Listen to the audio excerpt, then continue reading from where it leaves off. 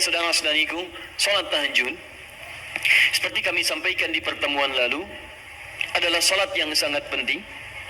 Ingat, kalau di pertemuan lalu kami sampaikan 4 keutamaan tahajud, hari ini saya tambahkan 2 dan 3 yang lain langsung dari Al-Quran. Ya, kemarin saya sampaikan 4 hal. 1, masih ingat Quran surah ke-17 ayat 79 sampai dengan 81 itu. Orang yang rajin tahajud akan mendapatkan 4 keutamaan yang tidak didapatkan oleh orang-orang yang tidak tahajud, sekalipun sholat fardunya begitu khusyuk. Ya, antum sholat fardu khusyuk, bagus, tapi nggak tahajud, nggak dapat 4 keutamaan itu. Ini sudah saya bahas panjang lebar di pertemuan lalu, saya hanya sebutkan cepat saja. 1, Allah akan mengangkat karir, pekerjaan atau aktivitasnya di tempat yang terbaik. Ya, jadi kalau antum misalnya pengusaha atau orang karir di kantor dan sebagainya, itu akan cenderung kemudian ditolong oleh Allah, diangkat ke tempat yang terbaik. Terbaik itu tidak harus puncak yang paling tinggi, direktur tidak misalnya, tapi tempat yang bisa membuat nyaman hidup Anda, sholat bisa nyaman, bergaul juga nyaman, dan tenang kehidupannya. Mungkin level Anda nggak sampai puncak ya direktur utama, mungkin direktur 1, 2 gitu ya, tapi Anda dijauhkan dari hal-hal yang maksiat, dijauhkan. Sholatnya enak, punya ruangan nyaman dan sebagainya. 2, Allah akan bimbing setiap ahli tahajud. Allah akan bimbing sehingga menjalani awal pekerjaannya dengan begitu mudah. Ya Rabbi adkhilni mudkhalas sidqin. Ya Allah, tolong bimbing saya supaya mengawali pekerjaan dengan cara yang benar. 3, awas hati-hati, Anda memang posisi tinggi, sekarang dapat proyek, apakah setiap yang dapat proyek menjalani pekerjaannya dengan benar? Belum tentu. Jangan tinggi-tinggi lah. Maaf ya, apakah orang tua yang sekarang menyekolahkan anaknya ke tempat belajar menjalani awalnya dengan benar? Hati-hati ya Bu ya, Pak. Bapak Ibu menyekolahkan anak dengan awal yang salah, maka memberikan jalan keburukan ketika dia belajar. Saya katakan jangan pernah Anda masukkan anak Anda ke sekolah dengan menyogok. Bayar sekian supaya masuk, menyalahi aturan. Kalau awalnya sudah salah, bagaimana anak Anda bisa belajar dengan benar? Mustahil mendapatkan sesuatu yang tidak baik. Yang baik itu mustahil didapatkan. 3, wa akhrijni mukhrijas sidqin. Allah berikan jalan keluar terbaik dari persoalan yang dirasakan. Di ahli tahajud itu setiap punya masalah, bukan nggak dapat masalah ya, bukan tidak bermasalah hidupnya. Dia mendapat ujian juga. Cuman sebelum diuji, diringankan masalahnya. Sehingga seakan-akan nggak punya masalah. Padahal sama dengan yang lain, cuma saat akan dia lalui, Allah ringankan persoalannya sehingga mudah dilalui. Dan yang keempat ini yang hebat. Ya, waj'alni min ladunka sultanan nasyara. Allah akan tolong langsung orang ini ketika ada lingkungan sekitar yang akan menyakiti atau menjahilinya. Kalau diisengi orang, diganggu orang dan sebagainya, ini orang-orang seperti ini langsung mendapatkan perlindungan dari Allah Subhanahu wa taala. Ada satu kali, ini kisah nyata, seorang saleh ahli tahajud, sampai saking ahli tahajudnya tidak ingin meninggalkan ini. Ini sangat nyata kisahnya dan tidak mengarang. Satu kali Pak, kemudian malam-malam dia perjalanan dengan rombongan. Sekarang lihat apa yang beliau sampaikan. Begitu datang harimau itu, perhatikan ahli tahajud ini. Dia ingat dengan janji Allah. Dia ingat dengan janji Allah. Perhatikan baik-baik ya. Kalau Anda sudah punya kebiasaan Qur'ani dalam jiwa Anda, maka ayat itu akan hadir membimbing Anda dalam setiap kesulitan Anda. Apapun itu. Nabi Yusuf dekat dengan Allah. Ketika digoda muncul ayatnya. Laula ra'a burhana rabbi. Kalau bukan melihat petunjuk dari Rabbnya, niscaya ada sesuatu yang buruk terjadi kepadanya. Tapi Allah jaga beliau. Lihat baik-baik teman-teman. Begitu melompat harimau itu, kemudian dia katakan dalam jiwanya. Lihat kalimatnya. Ya khalqallah. Hei makhluk Allah. Dia tidak katakan ya namar, hei harimau, tidak. Kalau disebutkan harimaunya menunjuk pada zatnya, tapi dia lekatkan makhluk ini kepada penciptanya. Hei makhluk Allah. Ya khalqallah, hei makhluk Allah. Jika saya memang rizki yang telah Allah tetapkan untukmu pada saat ini, maka saya ridha untuk engkau makan, silakan, tidak ada masalah. Kalau Allah tetapkan saya sebagai rizki untukmu pada saat ini, silahkan. Tapi kalau saya bukan menjadi rizki yang telah Allah tetapkan untukmu pada saat ini, maka jangan coba-coba ganggu ibadahku hari ini. Lihat kalimatnya, bukan jangan makan aku. Lihat, bukan jangan makan aku. Jangan coba-coba ganggu ibadahku saat ini, atau aku akan mohonkan pada Allah penciptamu untuk menghancurkan kau saat ini juga. Perhatikan, dia minta jangan ganggu tahajudnya, bukan jangan makan dirinya. Apa yang terjadi ketika dikaitkan dengan ayat perlindungan tentang tahajudnya, maka tiba-tiba harimau ini pergi meninggalkannya, mengaum sekali langsung pergi. Anda bisa bayangkan, bisa nggak malam-malam begitu Anda sholat, tiba-tiba ada nyamuk misalnya kan banyak tuh. Begitu Anda mulai disengat oleh nyamuk, diambil Anda katakan, hei nyamuk, kalau ini memang rezeki yang telah Allah tetapkan untukmu saat ini, sedot sebanyak-banyaknya, saya ikhlas. Tapi kalau bukan, jangan coba-coba ganggu saya. Atau saya mohonkan kepada Allah pencipta untuk menghancurkan kau saat ini juga. Masya Allah. Kira-kira apa reaksi nyamuk? Makin banyak kayaknya. Coba cek. Berarti chemistry-nya harus lebih dibangun lagi.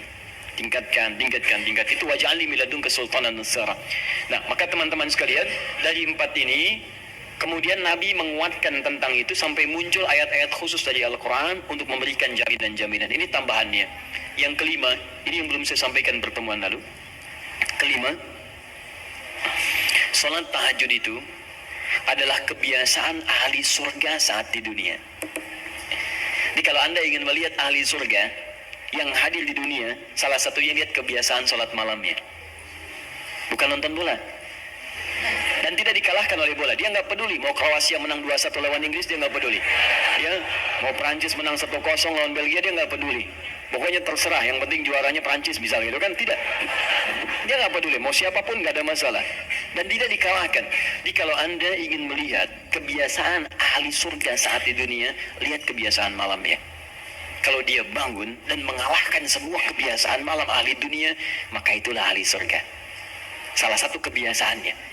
Ya, kalau nanti turunan dari tahajudnya muncul, nanti saya terangkan. Yang berhasil tahajud, ciri-cirinya begini. Jadi jangan dilihat setiap yang malam sholat, itu disebut ahli tahajud. Belum tentu, ada ciri-cirinya. Tapi ciri yang pertama, yang melekat kuat, kelihatan nampak, pertama adalah ciri ahli surga, dia memiliki kecenderungan untuk sering bangun malam. Dalilnya Quran surah ke-51, ayat 15, sampai dengan ayat ke-17-nya. Innal muttaqina fi jannatin wa 'uyun. Sungguh di antara orang takwa itu nanti akan ada yang mendapatkan hadiah taman surga. Apa keistimewaannya? Akhidhina ma atahum rabbuhum innahum kanu qabla dzalika muhsinin. Sungguh kebiasaan mereka itu saat di surga, keutamaan surga, taman surga ini, mereka akan langsung mendapatkan semua kenikmatannya dari Allah langsung. Kalau surga lain diberikan lewildanun mukhalladun, pelayan surga. Dikala antum ikhwan oleh bidadari surga, yang akhwat oleh pangeran-pangeran surga. Ganteng cantiknya nggak usah dibayangkan, tak terlukiskan. Ada hurunin, ada seperti mutiara, ada seperti berlian. Oh, indah sekali. Dan kata Nabi, mala ainan ra'at wala udhun sami'at wala khatara ala qalbi bashar. Ya, nggak pernah dilihat di bumi. Dia mengantarkan bi aqwabi wa abadi kawakasin min ma'in, bawa gelas-gelas yang berleburan mutiara, emas dan sebagainya. Nggak seperti ini, nggak ada merek akhir TV di sana nanti. Ya, semuanya indah. Tapi nggak terbayang. Tapi taman surga tidak. Allah langsung yang berikan. Tanpa perantara. Kun fayakun. Gak usah dibayangkan. Laisa kamitslihi syai'. Ada seketika. Tapi yang hebat, apa kebiasaan ini? Kata Al-Quran langsung, ini Allah yang mempersaksikan. Innahum kanu qabla dzalika muhsinin. Mereka itu ahli ihsan saat di dunia. Ayat 17-nya. Kanu qalila minal laili ma yahja'un. Mereka itu malamnya sedikit tidurnya. Jadi punya kebiasaan bangun malam. Jadi kalau Anda, ini cara memahami ayat itu begini. Cara memahami ayat seperti ini, jangan mencari orang lain. Anda sendiri yang menjadi bagian dari ayat itu. Jadi itu diinformasikan pada kita sebagai tawaran. Kita mau nggak berniaga dengan ayat itu? Mau nggak menjadi bagian dari ahli surga itu? Jadi jangan sibuk mencari kebiasaan orang. Kenapa Anda tidak membiasakan diri di bagiannya? Ya, jadi coba cek dari keluarga. Ada nggak sudah jadi bagian dari ahli surga di keluarga Anda? Sekarang pulang ke rumah, coba lihat dari sekian orang yang ada di rumah berapa yang bangun. Mula-mula cuma 2 orang, menikah suami istri belum bangun. Allah kirimkan anak belum bangun. Sudah ada cucu belum bangun. 10 orang di rumah nggak ada yang bangun. Masa satu pun nggak ada yang jadi ahli surga? Hai, coba. Makanya karena saking tingginya ayat ini, Nabi sampai membangunkan istrinya, membangunkan menantunya, membangunkan anaknya Fatimah Az-Zahra, menantunya Ali bin Abi Thalib. Dibangunkan oleh beliau, ayo bangun. Saking inginnya keluarga Nabi terpancar cahaya surga sejak mulai di dunianya. Teman-teman pulang ke rumah ya, coba lihat tuh. Anak-anak di pesantren kalau pulang dan sebagainya, malam bangun nggak dia? Coba biasakan, bangun, bangun, bangun. Dan Anda akan rasakan hal yang sangat berbeda. 2, tadi tambah 1 ya, berarti 5. Sekarang yang ke-6, orang-orang yang rajin bangun malam, itu orang-orang yang mendapatkan pujian langsung dari Allah Subhanahu wa Ta'ala. Jadi kalau Anda ingin melihat orang yang dipuji Allah, itu lihat orang yang sering bangun malam, tahajud. Di antara dalilnya, Quran surah ke-32 ayat ke-16. Tatajafa junubuhum 'anil madaji' yad'una rabbahum khawfan wa tam'a wa mimma razaqnahum yunfiqun. Setelah kita sujud itu, ayat sajadah Allah terangkan. Itu indah sekali kaitannya. Nih, di antara orang sujud ini ada yang lebih hebat lagi. Kalau Anda sholat subuh baca misalnya ayat sajadah, sujud, Allah terangkan. Di antara sifat orang yang rajin sujud ini adalah orang-orang yang rajin tahajud. Tatajafa junubuhum 'anil madaji'. Mereka sering menghindari tempat tidur di malam harinya. Maksudnya apa? Rajin tahajudnya. Ada orang-orang yang dipuji oleh Allah Subhanahu wa Ta'ala karena kebiasaan malamnya dia menghindarkan diri dari tempat tidur. Maksudnya bukan nggak tidur, ya rajin bangun malamnya, rajin bangun malam. Bapak Ibu kurang apa lagi ya? Kalau ada orang dipuji misalnya saat di dunia, presiden memuji seseorang, artinya presiden menyukai dia. Artinya presiden menjamin kemudahan baginya. Kalau ada orang yang dipuji Allah, artinya Allah mencintai dia dan menjamin kemudahan dalam kehidupannya. Maka dekati orang-orang seperti ini. Saya sarankan kalau antum punya teman, ikhwan sekalian, sedang mabit misalnya atau tugas dinas keluar, tiba-tiba tengah malam di hotel dia bangun sholat, itu teman terbaik Anda. Saya katakan pada Anda, tandai orang ini dan dekati dia saat di kantor. Bangun ukhuwah dengannya, persahabatan dengannya. Maka ketika Anda mendekati orang-orang yang dipuji oleh Allah, maka Anda pun akan kedapatan bagian dari pujiannya. Karena mustahil orang yang dijaga oleh Allah mengajak Anda pada maksiat, itu mustahil. Mustahil. Sama teman-teman yang masih di kampus, kalau malam-malam misalnya di asrama atau pulang, tiba-tiba ada orang-orang yang kelihatan sholat malam, dekati orang ini. Jadilah bagian dari sahabatnya. Dan dengan itu, saya ajak, coba cek pasangan hidup Anda. Jangan-jangan selama ini Anda berdua belum mendapati sesuatu yang terbaik. Kalau ibu ingin suaminya dipuji oleh Allah Subhanahu wa Ta'ala, maka bangunkan malamnya supaya dia sholat. Kalau istri Anda ingin dipuji oleh Allah Subhanahu wa Ta'ala, bangunkan malamnya supaya dia sholat. Dan kalau bisa keduanya kompak. Pernah kan saya sampaikan di pertemuan lalu, Nabi menyampaikan, lihat rahimallahu ra'an atau rajulan, Allah merahmati seorang lelaki, kemudian yang bangun di pertengahan malam dia sholat, lantas membangunkan istrinya dan mencipratan air di wajah istrinya supaya dia bangun menunaikan sholat malam. Seperti Allah merahmati seorang istri yang bangun di malam hari untuk sholat, kemudian dia mencipratan air di wajah suaminya supaya bangun untuk sholat. Saking tingginya mendapatkan pujian Allah, sampai kata Nabi SAW, ayo bangunkan istrimu sekalipun kau cipratkan air di wajahnya. Tapi mohon izin Bu ya, maksud hadis itu kalau sudah ada komitmen dan rencana bangun di malam harinya. Ingat ya, bukan ibu ngaji sekarang suami nggak hadir, terus dengar itu terus nggak punya rencana. Aduh saya pengen suami dipuji Allah, masya Allah malam-malam segayung Pak. Mama kenapa? Hadis Nabi Pak. Oh hadis Nabi. Aduh siapa yang ngajarin? Nah, itu yang repot. Paham ya? Baik, sudah yang terakhir. Ini menunjuk pada keutamaan tahajud. Kemarin 4, saya tambahkan jadi 3. 1, masih ingat tadi yang pertama apa? Allah Subhanahu wa Ta'ala menjamin dia sebagai ahli surga, kebiasaan yang ada di dunia. Yang kedua, Allah memuji orang ini. Dan yang ketiga, tahajud itu kebiasaan orang soleh yang ditekankan oleh Al-Quran dan hadis Nabi SAW. Kebiasaan orang-orang soleh. Jadi kalau yang pertama ahli surga, kedua dipuji Allah, yang ketiga langsung dikuatkan orang-orang soleh. Dan orang-orang soleh itu, mohon izin ya, maaf, orang soleh itu tempatnya saat di surga, itu sesurga dengan semua nabi. Semua nabi dan rasul. Ayatnya ada di Quran surah keempat An-Nisa ayat 69. Paling kanan di pertengahan. وَمَنْ يُطِعِ اللَّهَ وَرَسُولَهُ فَأُولَئِكَ مَعَ الَّذِينَ أَنْعَمَ اللَّهُ عَلَيْهِمْ مِنَ النَّبِيِّينَ وَالصِّدِّيقِينَ وَالشُّهَدَاءِ وَالصَّالِحِينَ وَحَسُنَ أُولَئِكَ رَفِيقًا. Siapa yang mau menaati Allah dan Rasulnya, maka dia bisa sesurga dengan orang-orang yang telah Allah berikan jaminan nikmat surga untuk mereka.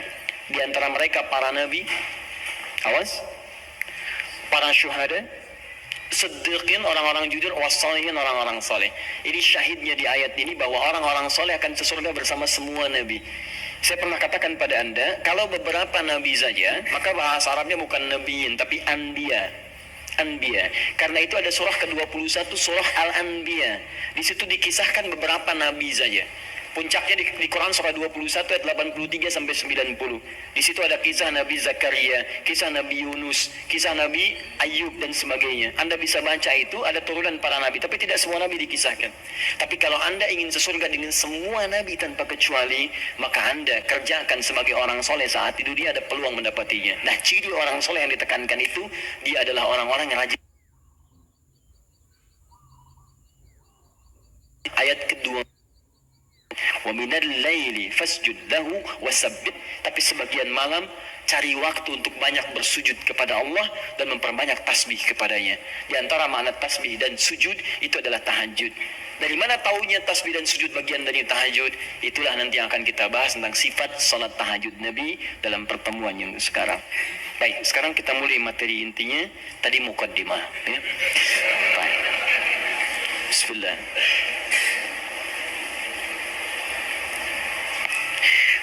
Bismillahirrahmanirrahim. Di pertemuan lalu kita telah bahas tentang jumlah rakaat salat malam. Kemudian di antara rakaat itu kita diberikan pilihan mana yang mau dipilih, silahkan, tidak ada masalah. Mau 11, mau 23, bahkan lebih daripada itu. Sekarang setelah diketahui jumlah rakaatnya, bagaimana cara menunaikannya? Baik. Hadis pertama, Abu Daud, nomor hadis 1369.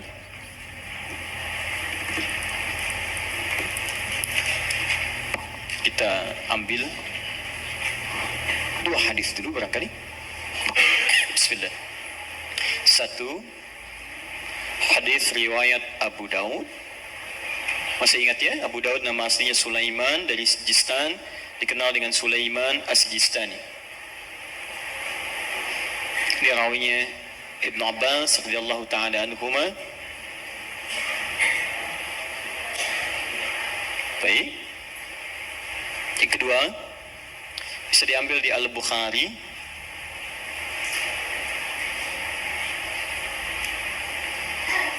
Nomor hadis dari 2008 bisa sampai 2012. Saya kasih jeda ke sini ke 2010-nya.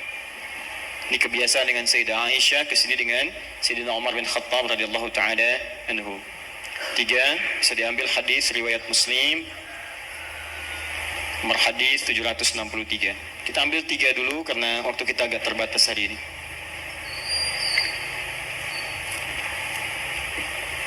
Baik, yang pertama kita lihat. Sekarang kita akan bicara tentang teknis atau cara menunaikan tahajud. Sifat pertama, apakah tahajud ditunaikan sendirian atau bagaimana bacaan tahajud Nabi sampai dengan ke salam. Ya, kita mulai bagian pertama. Bismillahirrahmanirrahim, tentang persoalan apakah salat tahajud ditunaikan sendiri atau berjamaah. Kita ambil hadis pertama di Abu Daud nomor hadis 1369.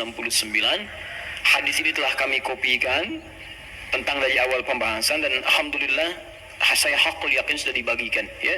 Mungkin sebagian yang datang pada kesempatan ini ada yang belum mendapatinya. Mudah-mudahan nanti kita tampilkan kembali untuk bisa dipahami dengan baik. Singkatnya adalah ketika Nabi SAW menginap di rumah istri beliau Sayyidah Maimunah, kemudian Ibnu Abbas radhiyallahu ta'ala anhuma juga ingin menginap di rumah Sayyidah Maimunah. Setelah itu tujuannya untuk mengetahui kebiasaan Nabi. Ini Bapak Ibu, maaf ya, kalau saya harus sampaikan permohonan maaf di awal. Kebanyakan orang belajar hadis itu seringkali melewati muqaddimahnya, pengantar hadisnya. Hanya langsung ingin tahu poin-poinnya aja isinya seperti apa. Padahal pengantar hadis itu memberikan inspirasi pada kita membentuk karakteristik seperti orang-orang baik di masa lalu. Jadi saya sarankan kepada Anda, kalau Anda belajar hadis, kemudian ingin Anda bahas, ada dua hal penting di hadis itu. Satu sanad, dua matan. Sanad itu adalah singkatnya silsilah periwayat hadis yang meriwayatkan hadis itu sampai pada kita. Siapa yang meriwayatkan hadisnya? Pelajari kenapa dia bisa meriwayatkan hadis, apa kebiasaannya. Yang kedua matan. Matan itu isi hadisnya. Nah sekarang lihat baik-baik ya. Ibnu Abbas ini yang meriwayatkan hadis kita ini, yang sampai kepada kita. Siapa Ibnu Abbas ini? Ini masih kecil anaknya. Ya, anaknya Abbas. Abbas punya dua anak laki-laki, satu Fudail, kedua Abdullah. Abdullah ini ketika dilahirkan, suasananya lahir tumbuh di akhir-akhir kehidupan Nabi SAW. Jadi masih kecil. Nabi meninggal dunia wafat, usianya masih 13-14 tahun. Tapi ingat betul, Abdullah kecil ini diinvestasikan oleh orang tuanya untuk belajar pengetahuan dari Nabi SAW. Di Abbas ini visinya dalam, beliau itu pengusaha Pak. Pengusaha, sebelum masuk Islam itu ahli riba, rentenir pada saat itu. Bahkan riba yang dibebaskan pertama kali, ayat riba yang turun untuk membebaskan ribanya Abbas. Dibebaskan, begitu keluar dari jerat-jerat yang buruk itu, usahanya meningkat jadi kaya. Tapi hebatnya, status kekayaannya tidak melunturkan visi hidupnya untuk mendekatkan anaknya dekat dengan Nabi SAW. Jadi tidak menghalangi Anda boleh jadi direktur apapun silahkan. Direktur A, direktur B, pengusaha A, pengusaha B, nggak jadi masalah. Tapi masa iya sih dari sekian anak Anda nggak ada yang hafal Quran? Anda harus punya cita-cita. Ini saya bekerja di sini, saya belum hafal Quran, tapi anak saya dia mesti hafal. Anak Anda tempatkan yang pertama ini penghafal Quran, yang kedua ahli hadis, ketiga ahli tafsir, keempat ahli fiqih. Allahu Akbar. Begitu Anda mendapatkan kesulitan di rumah tentang hal tertentu, anak Anda solusinya di situ. Begitu mendapatkan masalah, kakak sini, apa ayatnya? Oh ini ayat, bla bla bla bla bla. Selesai. Masya Allah. Adik, hadis siapa yang menguatkan ini? Ini ayat. Anmada kalau selesai. Apa hukum fikihnya? Ini ayat. Masya Allah. Apa turunan tafsirnya? Ini Abi. Masya Allah. Sudah, Ustaz nggak laku. Lengkap di rumah. Ya. Nah ini disiapkan oleh Abbas, anak pertama saya, karena dia sudah dewasa, maka saya hibahkan untuk membantu Nabi. Makanya banyak kisah tentang sirah Nabawiyah wafatnya Nabi, itu hanya berhenti wafat di pangkuan Sayyidah Aisyah. Berwudu, sholat, di pangkuan Sayyidah Aisyah wafat. Tapi siapakah yang membawakan air wudunya? Fudail, kakaknya Abdullah. Beliau yang bawakan air wudunya. Berwudu Nabi kemudian dengan bejana itu. Dan itu sampai berkhidmat pada Rasulullah sampai di akhir hidupnya. Tapi yang kecil ini langsung dihadirkan nuansa cinta kepada Nabi untuk mempelajari bagian kesolehan dan pengetahuannya. Ini tandanya seperti ini. Maksudnya adalah, kata para ulama hadis, jika Anda memiliki anak-anak yang serupa, laki-laki atau yang sebagainya, kemudian menemukan orang-orang soleh sekitaran Anda, maka dekatkan anak itu kepada dirinya atau majlisnya. Hadirkan. Kami dulu waktu belajar terbiasa, di mana ada syekh kita lazimi syekh itu. Sekalipun kami jadi pembantunya. Itu biasa. Bawakan tasnya. Begitu bawakan tas, di jalan kita tanya masalah hukum dan sebagainya. Kadang kami gorengkan makanan untuknya. Begitu digorengkan, selesai dihidangkan, itulah yang hadir dari lisan beliau. Kalau Rasulullah SAW bersabda, jika kamu menghidangkan makanan begini, wah datang kepada kita tuh. Diindah, jadi niat kita itu untuk belajar. Sama, ya dulu Ja'far As-Shadiq punya pembantunya sampai hafal Quran. Untuk memahami akhlaknya. Sampai tahu kebiasaannya. Tahu anda kisahnya? Satu ketika kemudian datang seorang tamu, tiba-tiba dia bawakan air, begitu bawakan air terpleset, jatuhlah kemudian air itu, gelasnya kemudian airnya tumpah mengenai jubah tuannya. Begitu terkena jubahnya, wajahnya berubah. Dia tahu, kata pembantunya, Masya Allah, ini ahli surga nih. Ahli surga itu turun ayatnya. Quran surah Ali Imran surah ketiga, ayat 133 sampai 134. Kata pembantunya, wal kadhiminal ghaidha. Ahli surga sanggup menahan marah. Kata Ja'far, saya nggak marah. Pembantunya tahu sekarang nggak marah, tapi mungkin belum tentu memaafkan. Teruskan ayatnya, wal afina 'anil nas. Dan Allah menyukai orang-orang memberikan maaf pada orang lain. Kata Ja'far, saya maafkan. Yang hebat yang ketiga, beliau tahu Ja'far punya kebiasaan untuk sedekah. 2000 dinar selalu ada dalam kantungnya. Kata pembantunya, Allahu yuhibbul muhsinin. Dan Allah senang pada orang-orang yang berbuat baik. Kata Ja'far, dikeluarkan 2000 dinar, saya berikan, sekarang kamu bebas, gak usah jadi pembantu saya lagi. Masya Allah. Luar biasa. Dan itu kisah-kisah itu banyak teman-teman. Anda bisa gali kisah-kisah yang bisa menguatkan iman kita. Jangan cuma cari bacaan-bacaan gak jelas tuh, ngapain? Main tik-tok, gak ada kerjaan. Itu apa gitu? Saya aja bingung, ada orang sampai ngerjain ini, saya nggak tahu itu apa gitu ya. Cuma lihat di berita kok kenapa gitu. Dan nggak ada faedahnya, kenapa sih? Kenapa nggak cari tentang kisah-kisah soleh orang dulu, terus praktekkan di rumah, bisa menguatkan iman kita. Nah, salah satunya Ibnu Abbas. Jadi Anda, maaf ya, kisah ini kita tarik sebagai inspirasi. Kalau Anda sudah berkeluarga, coba di antara sekian anak itu mesti disiapkan. Ini mau jadi apa, ini jadi apa. Dan ada kebanggaan di akhirat nanti. Misalnya nanti yang pakaikan mahkota kami di akhirat. Saat kami pulang menghadap Allah, siapkan, semua harus hafal Quran. Semua hafal Quran. Nanti spesifikasinya, ini ahlinya qiraat, ini hadisnya dan sebagainya. Ibnu Abbas disiapkan oleh orang tuanya, maka dia melazimi Nabi SAW karena bagian dari keluarganya. Usia masih 3-4 tahun, datang ke rumah bibinya Maimunah, kemudian tidur di rumahnya dan bangun saat di pertengahan malam. Kisah bangunnya sampai dengan wudu sudah selesai, kita akan masuk kepada fase tahajudnya. Begitu Nabi malamnya akan sholat, maka Ibnu Abbas tiba-tiba masuk ke barisan, menjadi saf bagian dari Nabi, sholatlah di belakang Nabi sebagai makmum. Lihat ya, jadi Nabi sedang sholat, saya ilustrasikan ya, misal ini sedang sholat, tiba-tiba Ibnu Abbas dari belakang ikut sholat sebagai makmum. Lantas ditarik oleh Nabi, disejajarkan oleh Nabi SAW dengan posisi beliau. Sejajar, tadinya di belakang begini, ditarik jadi sejajar begini. Paham? Disejajarkan seperti ini.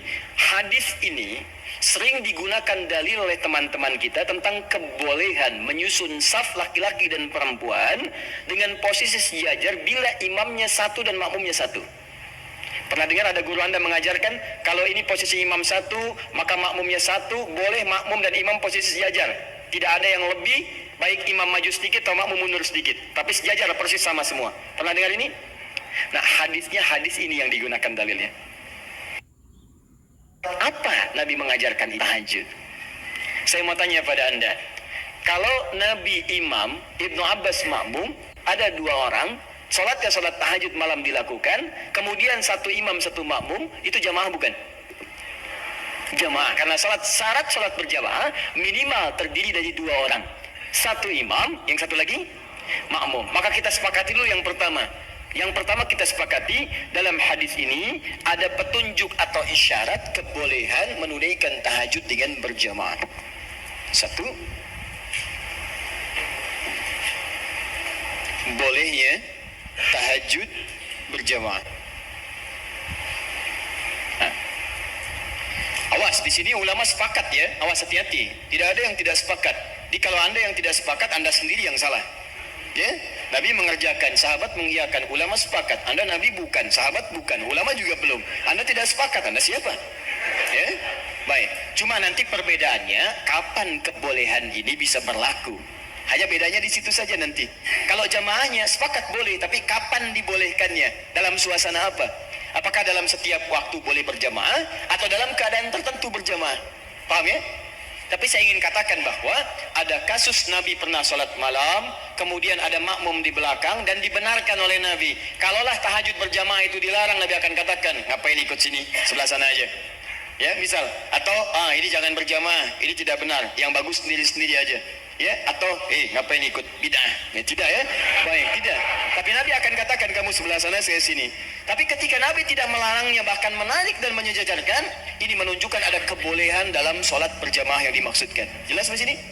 Paham ya? Awas hati-hati, saya ingin luruskan dulu karena sebagian sahabat kita, teman-teman kita menjadikan ini sebagai dalil bolehnya satu saf sejajar, tapi tidak pernah mengungkit sholat apa itu. Jadi Anda kan unik, Anda mengatakan boleh sejajar saf, makmum dengan imam. Kalau imam satu, makmum satu. Tapi Anda mengatakan tahajud gak boleh berjamaah, bid'ah. Padahal yang Anda gunakan dalilnya tentang dalil tahajud. Paham ya? Nah, jadi gini, kalau Anda cenderung pada satu pendapat tidak apa-apa, tapi kita harus jujur menyampaikan informasi. Ya, jadi kalau beda dengan yang lain tidak ada masalah sepanjang ada dalil. Ya, dan tidak usah mencela orang lain. Kita punya pilihan, boleh, tapi jangan sampai pilihan kita kemudian menjelekkan orang lain, itu yang tidak bagus. Jelas? Baik. Jadi celaan tinggalkan, ibadah kerjakan. Itu yang dimaksud, ambil baiknya, tinggalkan buruknya. Dan tidak usah rame gitu kan? Nah, sini. Satu. Dalil kedua. Bismillah. Sayyidah Aisyah radhiyallahu taala anha diriwayatkan di Al-Bukhari dari nomor hadis 2008 sampai ke 2010-nya. 2012 untuk sahabat Umar bin Khattab radhiyallahu taala anhu. Jaa ashabu Rasulullah sallallahu alaihi wasallam. Datang beberapa orang sahabat Nabi sallallahu alaihi wasallam. Fahum Abdullah bin Mas'ud radhiyallahu taala anhu, Hudzaifah al-Yamani radhiyallahu taala anhu, wa Ubay bin Ka'ab radhiyallahu taala anhu. Baik, datang beberapa sahabat Nabi sallallahu alaihi wasallam, di antara mereka adalah sahabat Abdullah bin Mas'ud, kemudian Hudzaifah al-Yamani, kemudian Ubay bin Ka'ab radhiyallahu taala anhum jami'an. Fasalu Sayyidatah Aisyah radhiyallahu taala anha. Mereka bertanya kepada Sayyidah Aisyah, semoga Allah meridai kepada beliau, an sifat salatin Nabi sallallahu alaihi wasallam, tentang sifat salat malamnya Nabi sallallahu alaihi wasallam. Faqalat, maka beliau menyampaikan, riwayatnya cukup panjang ya, makana yazidu fi Ramadan wala fi ghairihi ala 11 rakaat. Ya, sepanjang tinggal di rumah saya, sepanjang bersama saya, perhatikan cara menerjemahkannya. Sepanjang bersama saya perhatikan baik di Ramadan atau di luar Ramadan, beliau tidak pernah lebih dari 11 rakaat.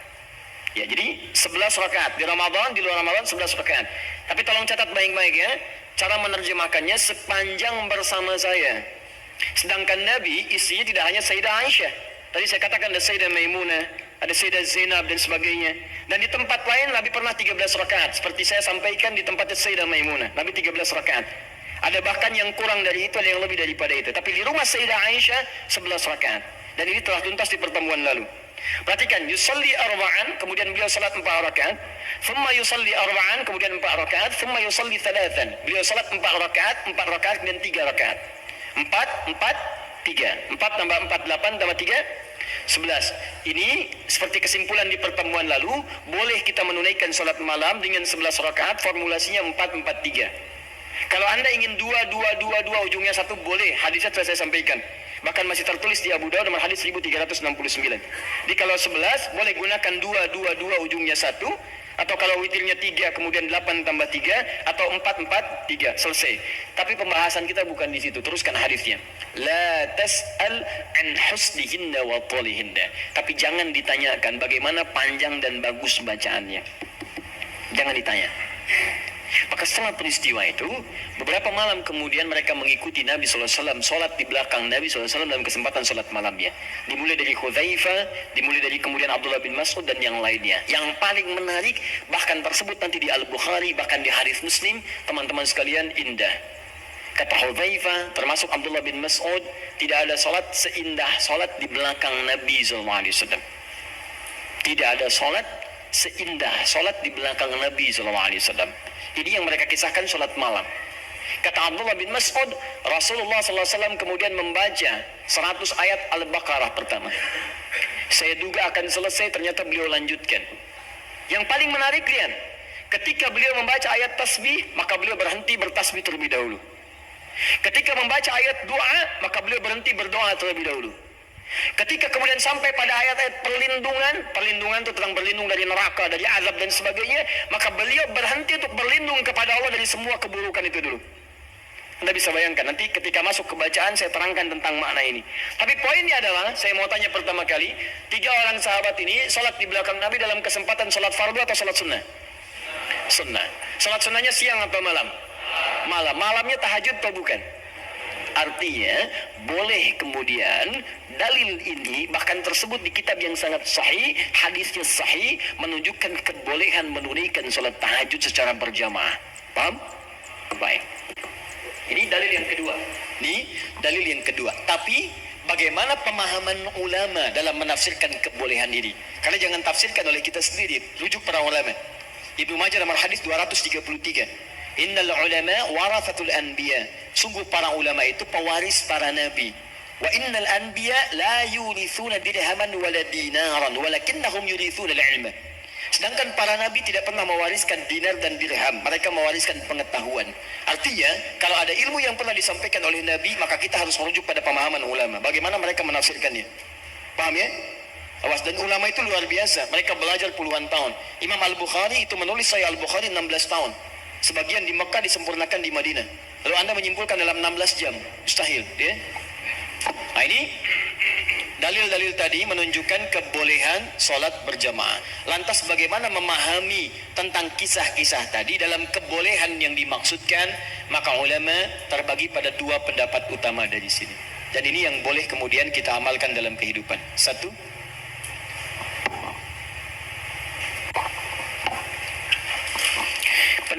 pertama menyampaikan hadis yang menunjukkan dibenarkannya salat tahajud berjamaah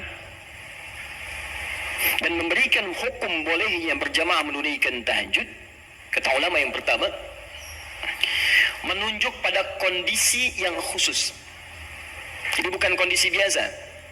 Artinya jika kondisi ini ada, maka yang terbaik Anda tunaikan berjamaah. Tapi kalau kondisi dimaksud tidak ditemukan, maka sendirian itu lebih utama.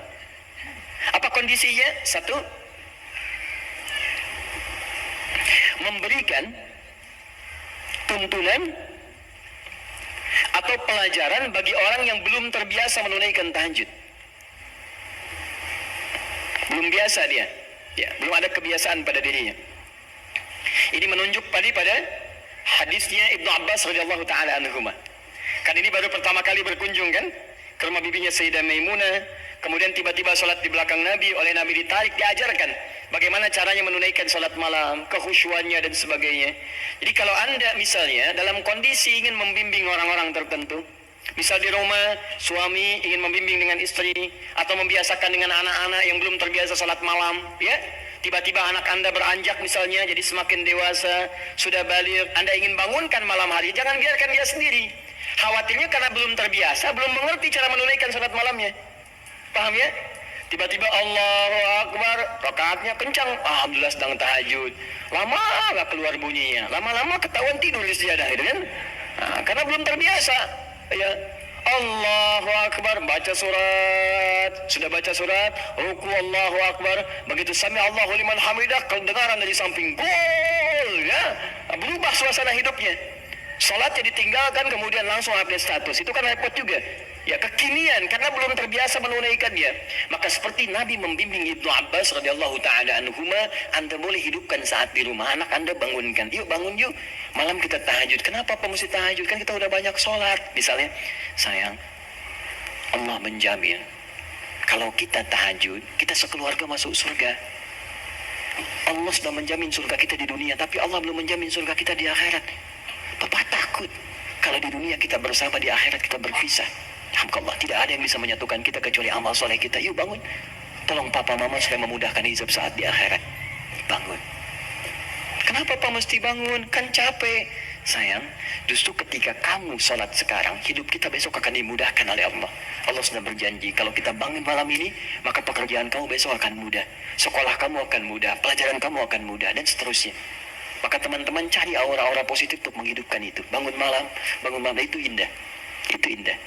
Guru di sekolah punya program misalnya, ya ada mabit, ada macam-macam, malamnya dibangunkan, boleh silakan cari imam bagus, kemudian hadirkan suasana malam, sholat itu boleh. Sah, nggak ada masalah. Taib. Dua, bukan dua yang bawahnya ya. Dua yang masih poin satu. Jadi 1A tadi, jika ada suasana ingin membimbing kalangan tertentu atau orang-orang tertentu yang belum terbiasa menunaikan sholat malam. Dua, sudah? Dalam rangka melatih atau menghadirkan kekhusyuan, dalam rangka melatih atau menghadirkan kekhusyuan,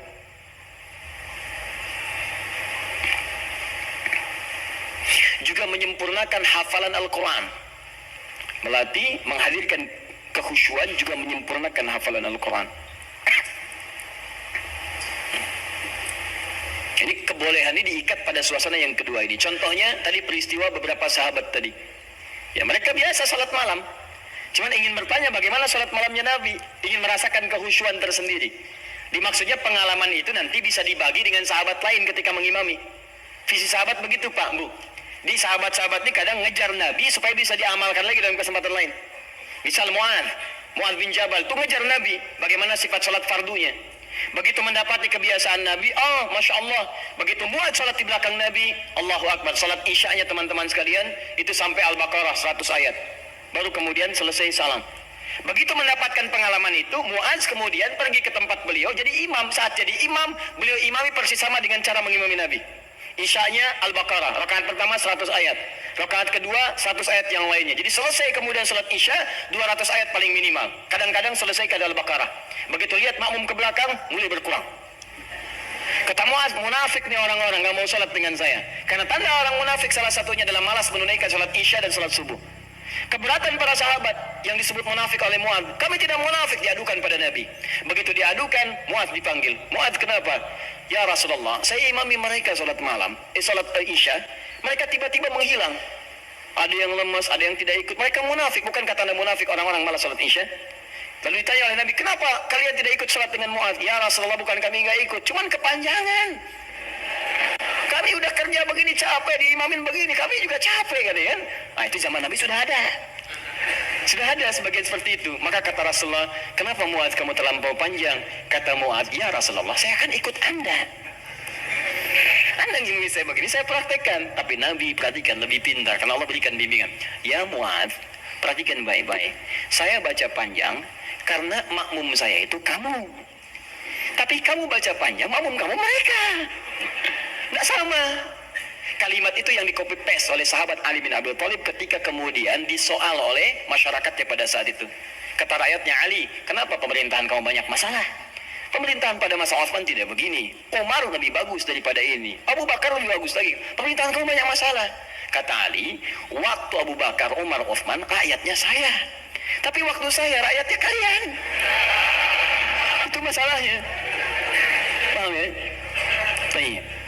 Nah, yang tiga sahabat tadi, Abdullah bin Mas'ud radhiyallahu ta'ala anhu, kemudian Ubay bin Ka'ab bin Hudzaifah al-Yamani, itu mencoba merasakan kehusyuan salat di belakang Nabi supaya aura khusyuk itu bisa dipraktekkan sekalipun tentang salat sendirian. Berapa lama sih salat Nabi itu? Berapa panjang? Penasaran kok disebutkan panjang aja, jangan tanya panjangnya, saya pengen ikut. Berapa lama sih? Seperti apa bacaannya? Itulah yang kemudian mereka dapatkan dan diabadikan oleh Imam An-Nawawi. Antum beli kitab At-Tibyan. Saya ada beberapa yang bahasa Arab, seingat saya yang di terbitan Darul Kutub Al-Islamiyah warna merah marun, itu halaman 37, paling kanan sebelah atas, paragraf pertama dari 1 sampai 3. Itu teman-teman sekalian, kata Imam An-Nawawi, sepeninggal Nabi, semua sahabat Nabi yang profesi apapun, maaf ya, yang pedagang, yang pengusaha, yang birokrat, yang diplomat, itu tidak pernah meninggalkan kebiasaan sholat malam dan kebiasaan mereka sampai khatam Al-Quran. Sholat malam ya. Uthman bin Affan, Tamim ad-Dari, Abdurrahman bin Auf dan sebagainya. Mereka orang-orang kaya, orang sukses, kaya. Abdurrahman bin Auf kapaknya terbuat dari emas, hartanya banyak, tapi tidak menghentikan kerinduannya untuk menunaikan tahajud. Antum sekaya apa dibandingkan beliau? Beberapa kali dikalahkan oleh rasa kantuk dan yang lainnya. Orang kaya sekarang belum tentu ada yang kapaknya terbuat dari emas. Tanyakan Bill Gates, orang paling kaya sekarang, istrinya Melinda Gates. Tanyakan, punya kapak nggak? Belum tentu punya. Minyak angin aja nggak punya, cap kapak ya. Bisa jadi. Jadi itu ya. Jadi kalau Anda ingin merasakan misalnya kehusyuan, kenikmatan sholat, Anda boleh malam datang, misalnya ada imam yang bagus, bacaannya indah, sehingga beberapa bagian tertentu terces lagi, ya enak, dapat imam bagus. Seperti saat Ramadan Anda mencari imam yang bagus, itu boleh. Ada kebiasaan-kebiasaan di teman-teman, terutama Masya Allah, anak-anak pesantren Hidayatullah itu. Demi Allah saya katakan, itu diantara kebiasaan mereka pada umumnya tidak pernah meninggalkan tahajud malam, terkhusus malam Jumat. Anak-anak itu tuh yang luar biasa. Jarang diekspos ya, tapi saya sampaikan supaya kita ikuti kebiasaan itu. Antum boleh misalnya satu malam cari waktu, terus imam yang bagus, sholat tiba, supaya mendapatkan kehusuan tersendiri, itu sah dilakukan. Seperti para sahabat pernah melakukan. Dalilnya ini, hadis sahih, dibenarkan oleh para ulama, dan sah hukumnya. Ini kata para ulama yang pertama, dibolehkan sholat tahajud berjamaah dalam konteks ini saja. Ini yang tekstual. Di luar ini, kerjakan masing-masing. Jelas sampai sini? Baik. Yang kedua, berpendapat para ulama, hadis ini menunjukkan kebolehan mutlak berjamaah. Tak perlu diikat oleh kondisi. Artinya kalau mau jamaah, jamaah aja. Kalau enggak, bolehnya mutlak. Kenapa? Karena Nabi pun tidak memberikan petunjuk syarat khusus. Nabi tidak pernah mengatakan, boleh tahajud kalian kalau ada keperluan aja, atau kalau ingin menghadirkan kehusyuan. Kalau tidak, ya sudah, nggak usah. Maka ulama yang kedua mengatakan, sepanjang tidak dikhususkan, maka jangan jadikan yang umum itu kemudian ditakhsis jadi hukum umum, jadi hukum khusus. Yang kedua mengatakan, dari sini tahajud boleh mutlak berjamaah. Artinya kalau ingin jamaah. Kalau tidak, nggak apa-apa. Paham di sini? Jadi kalau yang pertama mengikat dengan dua kondisi tadi, kalau tidak ada itu nggak usah berjamaah. Kemudian yang kedua mengatakan ingin sendirian boleh, ingin berjamaah boleh, dan bolehnya boleh mutlak. Artinya kalau ingin silahkan, tidak silahkan. Suami istri bangun malam, pengen tahajud berjamaah boleh, silahkan. Pengen masing-masing, nggak ada masalah. Jelas sampai sini? Tidak harus menunggu dua kondisi ini. Kalau ingin bangun bersama-sama, bangun sholat berjamaah, sah hukumnya. Paham? Baik. Dan dua hal ini tidak ada pertentangan, masing-masing menghormati satu dengan yang lainnya, hanya menunjukkan beberapa perbedaan saja dari sudut pandang pemahaman kepada dalil. Tapi dua-duanya sepakat bahwa tahajud boleh ditunaikan secara berjamaah. Paham? Baik. Kalau sendirian boleh? Tidak ada perbedaan pendapat di situ. Jadi jangan Anda katakan, bolehkah sholat tahajud sendirian? Terdapat perbedaan pendapat ulama di situ. Anda yang beda di situ. Paham ya? Baik, satu, selesai masalah kita. Ustadz cenderung yang mana? Dua-duanya hampir sama. Apa yang mau didebatkan? Dua-duanya hampir sama. Toh mustahil orang-orang berjamaah kalau nggak ada dua keperluan itu. Silakan cek. Pada umumnya ketika berjamaah kan dua itu. Kalau imam tidak memberikan contoh cara tahajud yang benar, yang kedua ingin mendapatkan kekhusyuan dalam salat. Hampir tidak ada yang lain ya. Silahkan cek, hampir tidak ada yang lain. Karena itu saya kira ini sedikit bersamaan, hanya beda dalam ungkapan saja. Baik ya? Baik. At-tasmiyah la yughayyirul musamma. Beda nama kadang-kadang tidak menunjukkan perbedaan dari objek yang dibicarakan. Apa bedanya gedang dengan pisang? Sama, beda. Kalau bahasa Indonesia gedang itu bahasa Sunda pepaya, dan pisang itu cau. Baik ya. Nah, tapi kalau di Jawa disebut gedang itu pisang. Bendanya sama, menunjuk pada benda yang sama, hanya ungkapan yang berbeda. Baik, masalah kedua. Yang terakhir. Apa bacaan yang biasa dibaca oleh Nabi dalam tahajudnya, terutama surat apa yang beliau biasakan baca? Baik, saya mau mulai dulu. Kalau Al-Fatihah tidak akan saya bahas. Untuk iftitah, pembuka ringan, ada 12 doa iftitah. Iftitah atau istiftah? Iftitah. Baik, satu iftitah, dua istiftah. Satu atau dua yang benar? Yang satu angkat tangan. Yang dua? Anda maunya apa sebetulnya? Satu tidak, dua tidak. Baiklah. Alhamdulillah, hari ini spesial. Tulis sendiri, ngapus sendiri, terangkan sendiri, pilih sendiri. Taib. Ke atas saja ini. Satu iftitah. Dua istiftah. Ini istiftah. Satu atau dua? Satu yang ini ya. Baik, yang ini benar tidak? Taib. Kalau tidak tahu katakan Allahu a'lam. Baik. Dua-duanya benar tulisannya. Betul. Satu iftitah, dua istiftah. Benar tulisannya. Apa perbedaan keduanya? Satu iftitah itu lebih sedikit hurufnya dan lebih pendek bacaannya dibanding istiftah. Tidak percaya baca. Iftitah satu, dua istiftah. Lebih banyak mana hurufnya, satu atau dua? Dua. Panjang mana? Sekarang kita pakai menggunakan ilmu bahasanya, ilmu lughah. Kaidah berkata, ziyadatul mabna tadullu ala ziyadatil ma'na. Ketika hurufnya bertambah, maka menunjukkan maknanya pun lebih luas. Jadi kalau ada huruf lebih panjang, maka maknanya lebih panjang dibandingkan dengan yang hurufnya sedikit. Artinya kalau iftitah itu pembuka yang ringan, singkat, padat. Kalau istiftah, pembuka yang agak panjang. Kalimatnya lebih panjang dari yang pertama. Nah, Bapak Ibu sekalian, doa pembuka dalam sholat sebelum Al-Fatihah itu ada 12 jenis. 12 ragam. Ada yang pendek, ada yang panjang. Ada yang pendek. Ada a'udzubillahi samil alim minasyaitonir rajim min hamazihi wa nafthihi wa nafthihi. Sudah selesai. Allahu akbar kabira walhamdulillahi katsira subhanallahi bukratan wa asila. Selesai. Awas hati-hati ya. Nanti kita belum hapus nih. Nanti kalau sudah saya katakan hapus, nanti insyaallah akan dihapus. Khair insyaallah. Semoga Allah ampuni dosanya. Tulis lagi. Baik. Jadi kalau pendek ada Allahu akbar kabira, alhamdulillah katsira, subhanallahi bukratan wa asila. Ada. Yang panjang ada. Allahumma ba'id baini wa baina khataayaya kama ba'adta baina al-masyriqi wal maghrib. Allahumma naqqini minal khataaya dan seterusnya. Misal ada lagi yang wajjahtu wajhiya lillazi fatara samawati wal ardh dan seterusnya. Itu panjang. Ya, Allahumma ya Rabb Jibril wa Mikail, itu panjang.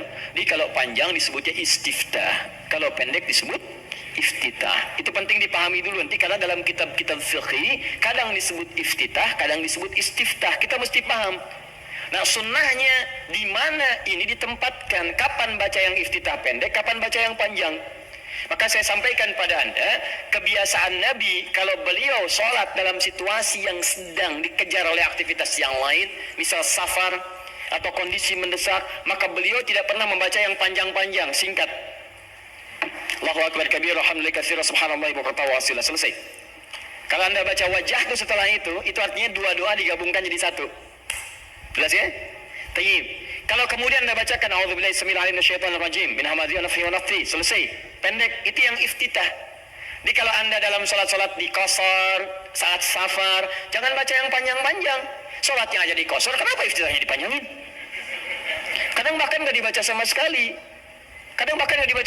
Seperti dalam salat tarawih, lebih pendek lagi.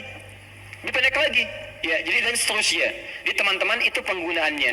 Kalau dalam salat-salat fardu baca yang menengah, Allahumma ba'id dan sebagainya. Tapi dalam salat malam, apalagi dalam salat sendirian, yang kekhusyuan terjadi antara pribadi dengan Allah, tersambung dengan Allah Subhanahu wa taala, maka Nabi seringkali memilih yang panjang dalam iftitahnya. Maka dipilihlah kemudian yang istiftah. Allahumma ya Rabb Jibril wa Mikail dan seterusnya. Atau yang wajjahtu wajhil ladzi fataras samawati wal arda hanifan musliman wa ana minal musyrikin dan seterusnya. Itu panjang. Itu boleh. Bacakan, pilih yang paling panjang sehingga ada getaran-getaran pada jiwa, ada semacam warming up, kita lebih tersambung dulu sebelum membaca surat-surat yang lainnya.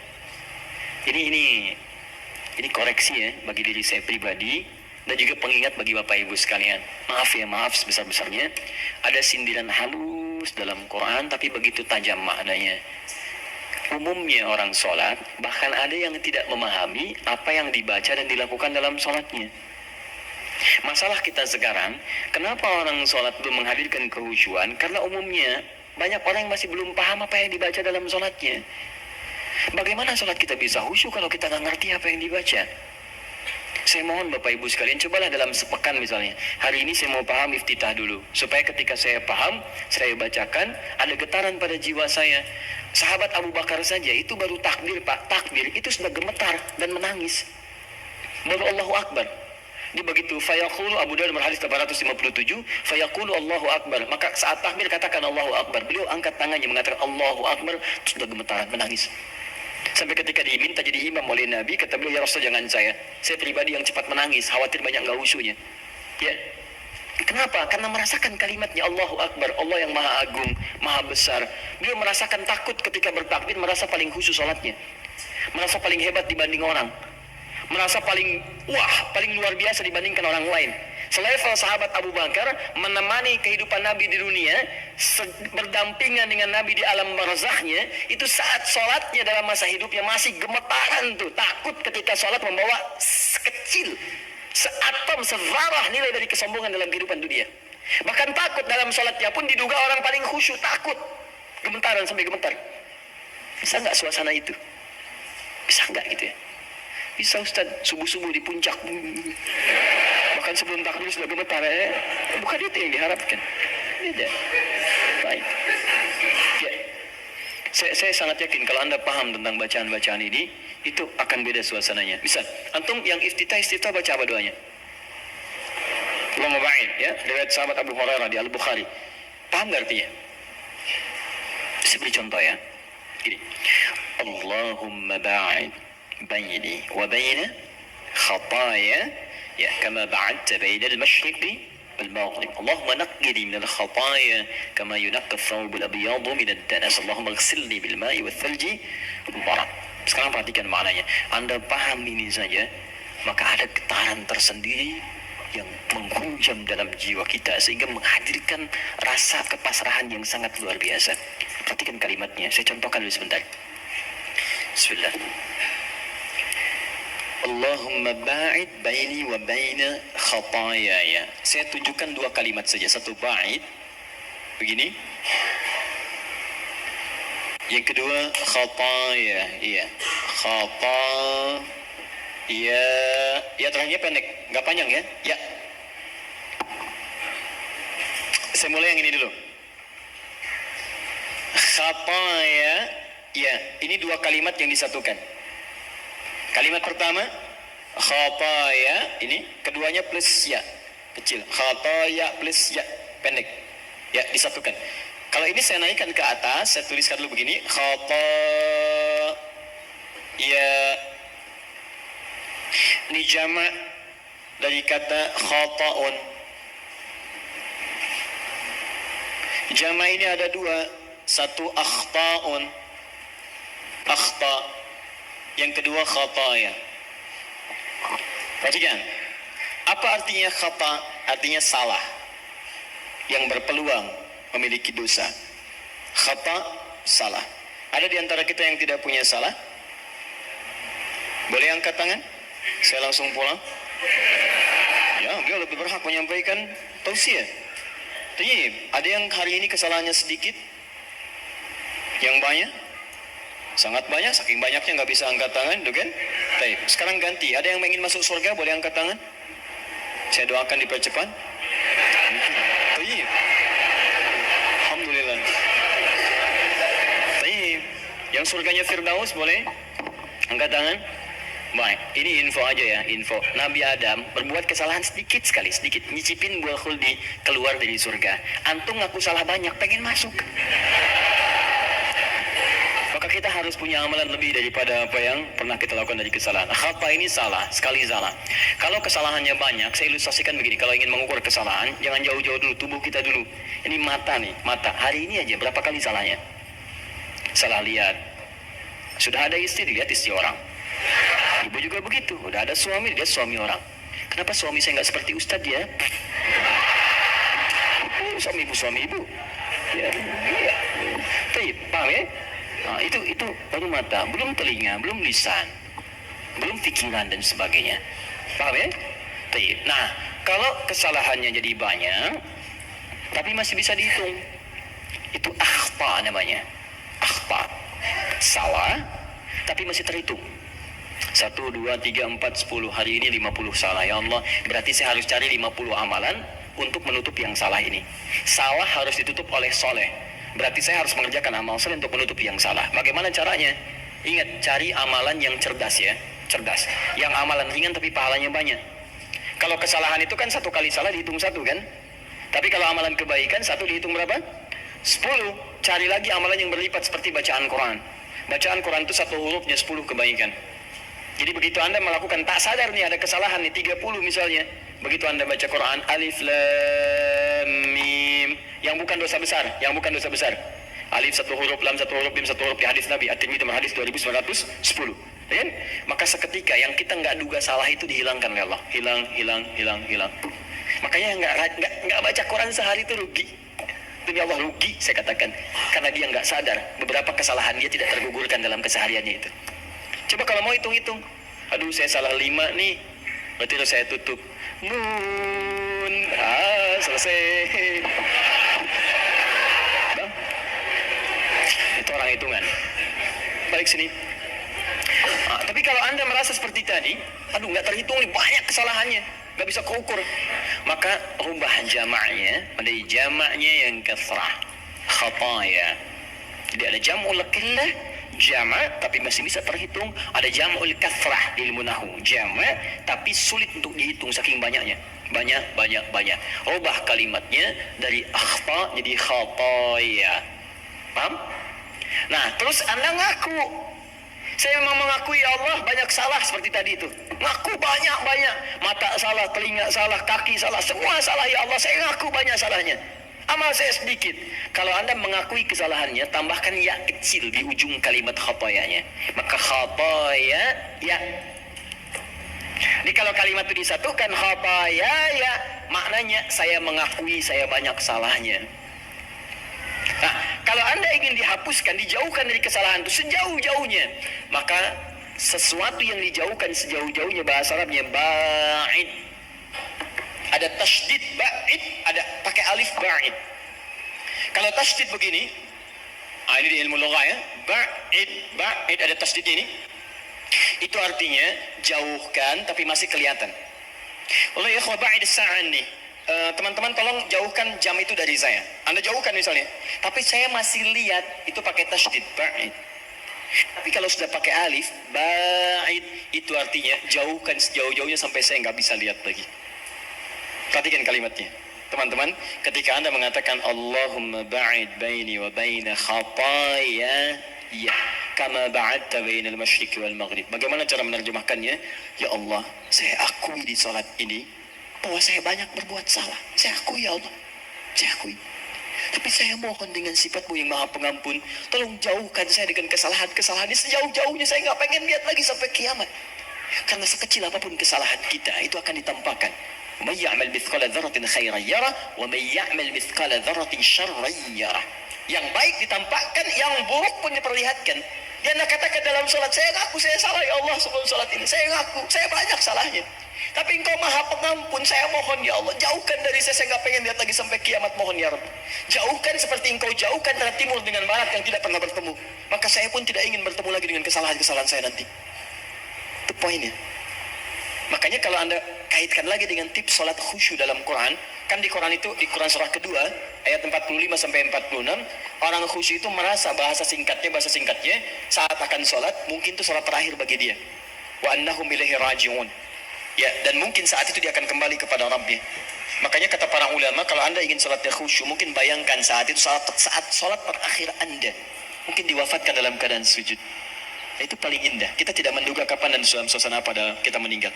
Saya lihat beberapa hari ini dikirim video, Masya Allah, ada yang sedang berdiri, tiba-tiba merasa sesuatu, terus dia sujud, terus tidak bangun lagi. Dan kita tidak tahu dalam suasana apa kita akan wafat. Mau salat meninggal dalam keadaan sujud? Nanti asar ya? Sini belum selesai. Ini ya. Tapi, Masya Allah. Itu pun kalau meninggal, kalau tidak ya, bukan pilihan. Tapi kita bisa memilih dalam keadaan apa kita wafat. Kita tidak bisa mengetahui kapan kita wafat, tapi kita bisa menyiapkan diri dalam suasana apa kita wafat. Kata para ulama, kalau Anda ingin selalu baik, maka rasakan dan bayangkan saat terfikir berbuat maksiat, rasakan seketika Allah akan mewafatkan Anda pada saat itu. Maka demi Allah Anda akan dijaga dalam kebaikan. Antum kembali ke kantor sekarang, ada yang ngajak korupsi misalnya, disogok, bayangkan saat disogok Anda wafat. Apa tidak malu Anda ikut ta'lim, ikut ini, wafat dalam keadaan menerima sogokan? Ketika Anda ingin menghujat orang lain lewat tulisan, lewat kata-kata, bayangkan saat menghujat Anda diwafatkan. Ya, apa tidak malu ikut ta'lim tiap waktu tapi diwafatkan dalam keadaan mencela orang lain? Sayang. Nah, maka itu yang saya katakan, ba'id, Anda paham itu saja, satu saja, maka Anda rasakan, ya Allah saya banyak salah. Bagaimana kalau saat terakhir saya? Dalam sujud ini wafat saya masih membawa kesalahan, mohon ya Allah, saya mohon ampuni saya, jauhkan saya dengan kesalahan-kesalahan yang pernah saya lakukan. Seperti Engkau jauhkan dari timur dengan barat. Ini yang menjadikan sahabat Abu Bakar belum mengucapkan ini saja sudah menangis terseduh. Dan kita ada di mana? Nah, dalam salat malam, cobalah pahami itu. Nah, dalam salat malam Nabi lebih banyak membaca yang panjang-panjang seperti yang wajah tuh. Itu indah.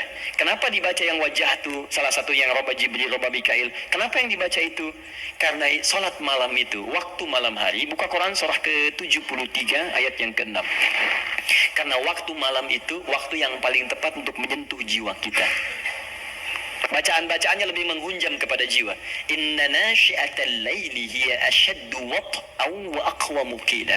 Sungguh bangun malam, salat malam itu ashaddu wat'a, lebih menyentuh kata-katanya kepada jiwa kita. Wa aqwamu qila, dan kalimat kita itu lebih meresap pada jiwa. Enggak percaya silahkan Anda bangun malam ya, bandingkan dengan salat siang, itu lain khusyuknya. Akan terasa nikmat malam. Kalimat-kalimatnya cepat menyentuh pada jiwa kita. Makanya mencari kalimat-kalimat, doa-doa, bacaan-bacaan yang sentuhan ke jiwanya lebih dalam. Wajjahtu wajhiya lilladzi fatara as-samawati wal arda hanifan muslima wa ma ana minal musyrikin. Duhai Allah, malam ini aku bangun, ku hadapkan sepenuhnya diriku ya Allah, ku pasrahkan kepadamu penguasa langit dan bumi. Aku berjanji tidak akan musyrik selama hidup ya Allah. Inna salati wa nusuki wa mahyaya wa mamati lillahi rabbil alamin. Duhai Allah, sungguh salatku malam ini, semua ibadahku, hidupku, atau engkau wafatkan aku di malam ini. Wa mamati, atau engkau wafatkan aku di malam ini. Saat Anda bangun malam jam 2, terus ada kalimat itu Anda ucapkan dan Anda paham artinya. Atau engkau wafatkan aku di malam ini ya Allah. Lillahi rabbil alamin. Hamba ikhlas. Kalau itu sudah ketetapanmu Tuhan pengesalan. La syarika lahu bidzalika umirtu ana minal muslimin. Dan saya ikrarkan mulai hari ini ya Rabb, Saya tidak akan berbuat dosa-dosa, apalagi musyrik. Dan seperti itu saya diperintahkan, saya komitmen mengerjakan hamba yang terbaik. Wa anna minal muslimin. Dan kalau saya diberikan kesempatan untuk hidup esok hari, atau sekarang saya wafat, saya berjanji akan jadi orang Islam yang lebih baik lagi. Saya akan makin patuh. Makanya kalau orang baca iftitah atau istiftah dengan bacaan ini, dan tidak lebih baik setelah sholat, ada yang salah dengan kata-katanya. Tapi itu indah saat dibacakan di malam hari. Cobalah malam bangun, hadirkan suasana itu, baca dengan baik, dan itu nyaman ke jiwa kita. Kita lebih butuh kalimat-kalimat itu untuk menyentuh jiwa dibanding kesibukan. Sekarang malam itu dibuat seperti siang. Padahal kata Quran, waja'alna al-laila libasa waja'alna an-nahara ma'asya. Malam itu kami desain kata Allah untuk istirahat, siang untuk aktivitas. Sekarang orang dipaksa beraktivitas di malam hari. Ya, maaf ya, yang Piala Dunia itu mereka masih siang, kita yang nontonnya malam. Kita yang malam, mereka siang. Jadi kalau teman-teman Anda bisa memutar kembali apa yang Anda bisa lihat siang harinya, kenapa Anda korbankan waktu malam Anda? Karena setiap metabolisme tubuh kita itu ketika diporsir untuk beraktivitas, dia akan menuntut gantinya. Malam istirahat, Anda 7 jam, Anda pakai 2 jam aktivitas, besoknya dia nuntut 2 jam untuk istirahat. Supaya ada kebiasaan, perputaran bagian dari tubuh kitanya. Karena itu coba kita pahami ya, orang-orang di luar itu desainnya luar biasa. Kita dipaksa untuk mengerjakan sesuatu yang mereka nggak lakukan. Kayak rokok misalnya. Ya, pengusaha rokok, pembuat rokok di luar, mereka nggak merokok, dikirim ke kita. Itu yang repot gitu kan. Kadang-kadang kita harus melihat dengan lebih dalam untuk memahami bahwa ada sesuatu yang harus kita saring kembali. Jangan mencela orang lain, itu strategi mereka. Tapi kita bisa memilih untuk mendapatkan yang baik atau meninggalkan yang buruk dalam kehidupan. Jelas ya? Baik, ini yang iftitah surah terakhir, dan saya berhenti di sini, dan saya mohon maaf barangkali ini bagian terakhir dari sesi bahasan. Untuk sementara saya tidak membuka tanya jawab dulu karena kami jam 3 harus sudah berada di Bekasi untuk bisa menyerahkan beberapa teman-teman yang akan berangkat haji pada tahun ini. Persyaratannya kami koordinasikan, itu harus diserahkan haji ini. Jadi mohon pengertiannya ya teman-teman sekalian. Surah terakhir.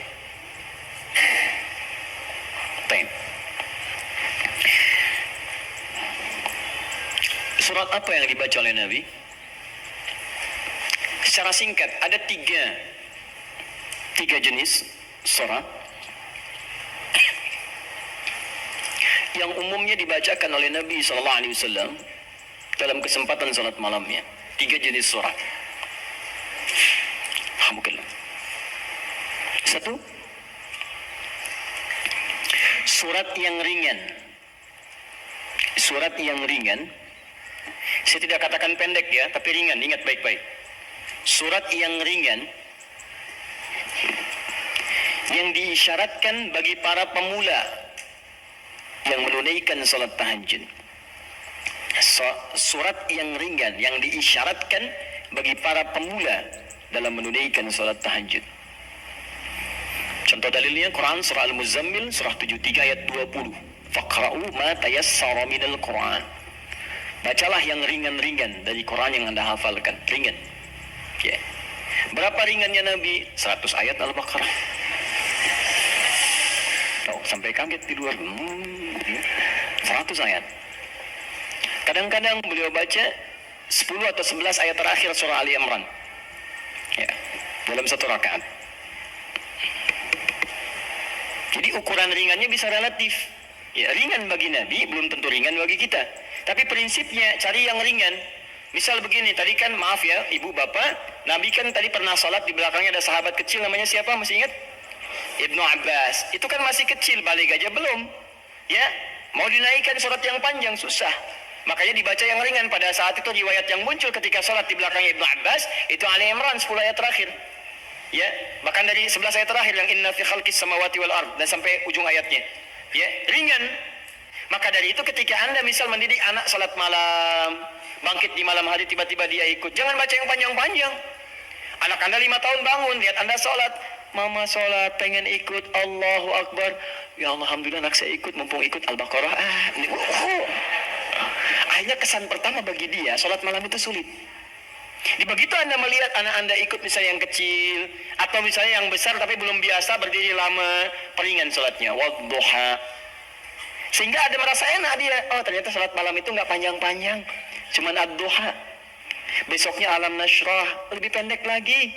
Besoknya al-falaq Masya Allah, naik lagi. Tadinya ikut 2 rakaat, besoknya 4 rakaat, 6 rakaat. Begitu 11 rakaat, stabil mulai. Al-Baqarah, Ali Imran, An-Nisa.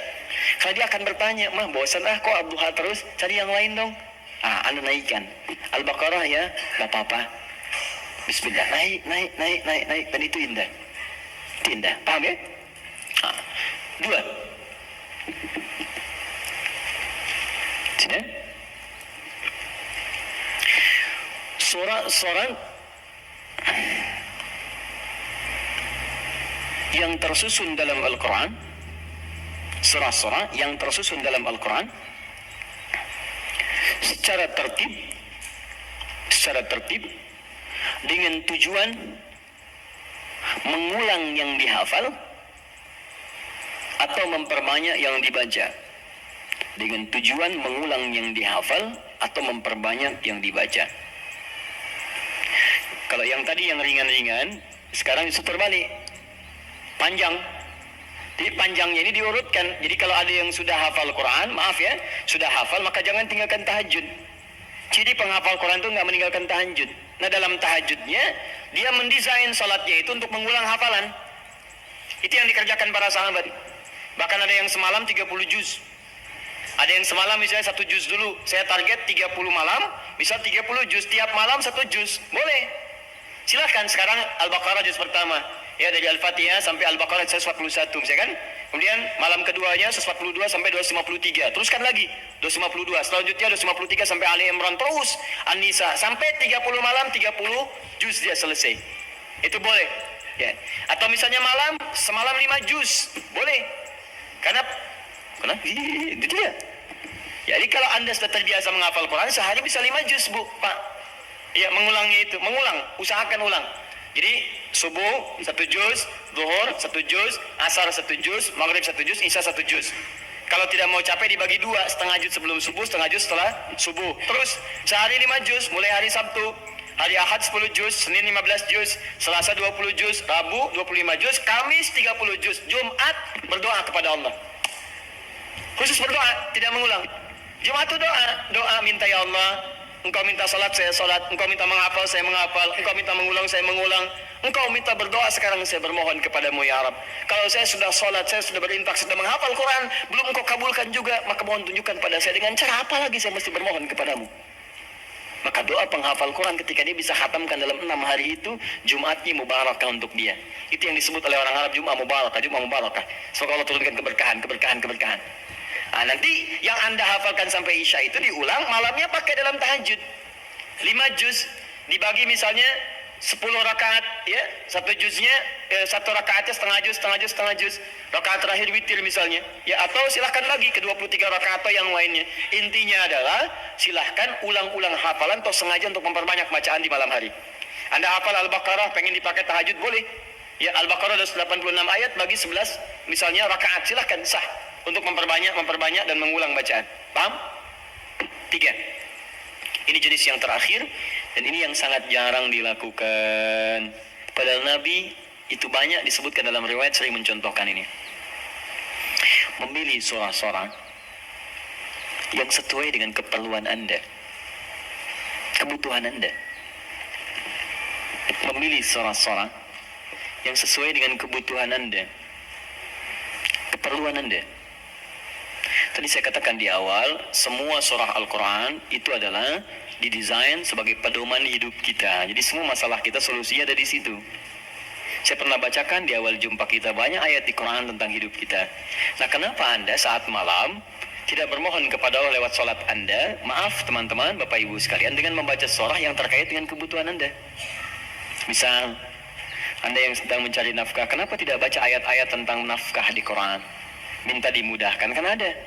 Di Al-Baqarah 168, Al-Baqarah 172, Al-A'raf ayat ke-96 misalnya. Tentang rezeki di Quran 151 ayat ke-22 misalnya. Ada semua.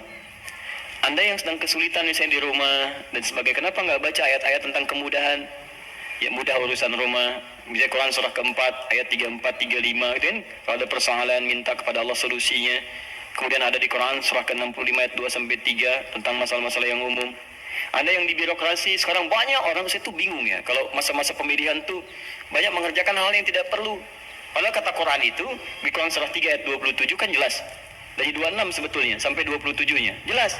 Qulillahumma malikal mulki tu'til mulka man tasya' wa tanzi'ul mulka mimman tasya'. Katakan kekuasaan itu hanya milik Allah. Allah berikan pada siapa yang kehendaki. Jadi kalau ada orang baik diberikan supaya kebaikannya menyebar pada rakyatnya. Kalau ada orang jelek kemudian dia bisa naik, untuk ditunjukkan ada yang salah di tempat itu harus diperbaiki supaya dia bisa diganti dengan yang lebih baik. Itu maksudnya. Tapi kekuasaan itu Allah yang tetapkan. Makanya orang-orang yang pandai itu dia akan mendekati Allah. Dia akan memohon supaya diberikan petunjuk. Kalau diberikan, dia lakukan hal-hal yang baik. Maka mendekat dia baca ayat-ayat itu. Sebetulnya kepala-kepala yang calon pilkada, calon pemimpin dan sebagainya, calon kepala daerah dari mulai yang ringan sampai yang besar, kalau dia paham tentang ayat itu, dia bangun malam, dia minta petunjuk kepada Allah. Itu titipan. Karena kalau cuma jadi pemimpin, Firaun pun pemimpin. Tapi kepemimpinan Firaun diabadikan bahkan dalam Al-Quran sebagai contoh, karena itu belum tentu mengantarkan dia ke surga. Hati-hati. Ada orang diberikan kedudukan, dengan itu dia bisa ke surga. Ada orang diberikan harta, dengan itu dia bisa ke surga. Ada orang diberikan pengetahuan, bekal itu untuk ke surga. Ada orang yang hanya diberikan tenaga, karena itu yang membuat dia ke surga. Bilal mendapatkan tenaga, dengan itu dia pakai adzan. Ali mendapatkan pengetahuan, dengan itu dia pakai berdakwah. Baik, sebagian sahabat mendapat kedudukan, di antara mereka ada Umar bin Khattab. Ia dipakai untuk mengantarkan ke surganya. Yang harta benda seperti Abdurrahman bin Auf. Tapi jangan lupa, ada Fir'aun yang pernah mendapatkan kedudukan, diberi contoh, tapi tidak bisa mengantarkan ke surganya. Ada Qarun yang ketika dia punya harta hanya dipakai foya-foya.